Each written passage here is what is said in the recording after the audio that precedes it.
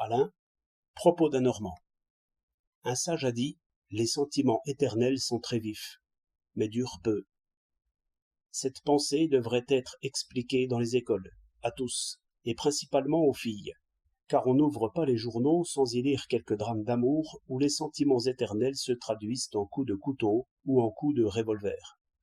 L'homme, dans les choses de l'amour, ment presque toujours de bonne foi, car, pendant que son cœur s'attendrit et que son esprit retient et revoit des souvenirs, son désir va bien plus vite que ses sentiments.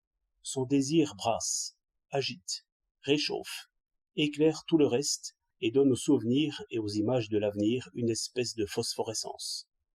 Et naturellement, l'homme qui est saisi de cette ivresse amoureuse et qui n'en débrouille pas bien toutes les causes, croit que cette magie intérieure survivra au désir. Il ne voit l'avenir qu'à travers le présent, et il ne peut le voir autrement. Si loin qu'il prévoit, il voit l'avenir coloré, chaud et joyeux, car l'avenir est fait des pensées et des désirs qu'il a maintenant. Et c'est pourquoi il promet à celle qu'il aime un amour éternel. Ces serments ne peuvent signifier qu'une chose: je vous aime beaucoup pour le moment. Or, si les filles savaient cela, et si elles n'avaient pas des cervelles d'aventurières, elles prendraient leur sûreté, et il n'y a pas ici d'autre bon billet que le mariage. Si pourtant, entraînées elles aussi par des désirs drapés de littérature, elles faisaient crédit à leurs galants et recevaient quelques jours leur congé, elles pourraient appliquer à elles-mêmes notre maxime paradoxale.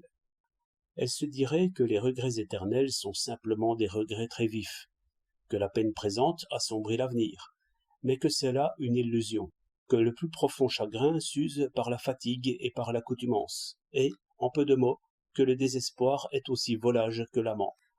Le malheur est que de tels discours, si bien faits qu'ils soient, ne peuvent pas grand-chose contre les illusions sentimentales. La belle a cru à l'amour éternel, première faute. Elle croit au désespoir éternel, deuxième faute. Si jeunesse savait. 8 décembre 1906.